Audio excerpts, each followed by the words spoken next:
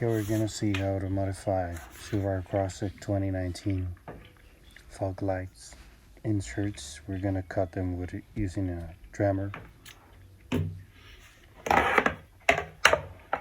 gonna use the inner border as a guide to detach it right there.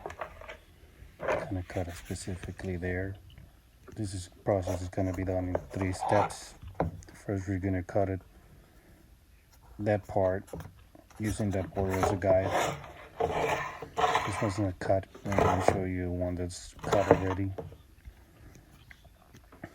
so you can actually see the difference as to where the cut is going to be.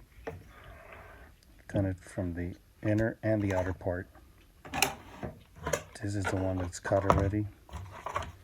You can see all the remaining parts and debris there. To the fitting. After cutting it apart, there's still more work to do. Step 2 is going to be now trimming the inner border. We're going to look at it because it had an inner border. We got to trim all that up in order to make the fog lights fit properly. This is the part that I hadn't trimmed. I'm removing the cap with a knife. You could use whatever you like. You could use a flathead screwdriver. I'm gonna proceed to remove the cap. As the fog light cap cover is removed, we're gonna trim it with a dremel. This one's a little tricky, but yeah, whatever, it's coming out already. Now we're just going to use the dremel to remove all the excess pieces of plastic from it. We're going to sand it.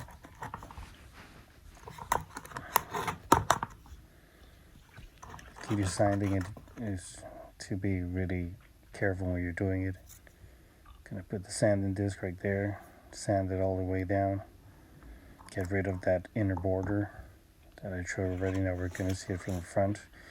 We want to get rid of that inner border so the fog lights could actually be better. This one's already done. You see the shiny part, right? We still have a step 3 to do because there's another inner border that we have to remove. It's not like the other one, but there's some other part that we also have to remove. A little bit more of material from the circle. Can barely see it there, and I'm going to point you out in the right direction. That material you're seeing there is the one we want to remove that looks not shiny at all. That one. We got to remove that one too. Leave it on the shiny surface only. That's going to give us a factory OEM look we're looking for. Using the sanding disc on the dremel, we remove that. Fog lights are gonna feed OEM, and we will actually be able to see it way better. You can use sandpaper also when you're done with this, and finally a lighter to get rid of tiny hair filaments that could be still be seen at simple sight. You remove them using a lighter. Just an old trick I learned one time ago. Scrape it up with your hand, and that's it. Hope you enjoy it, guys.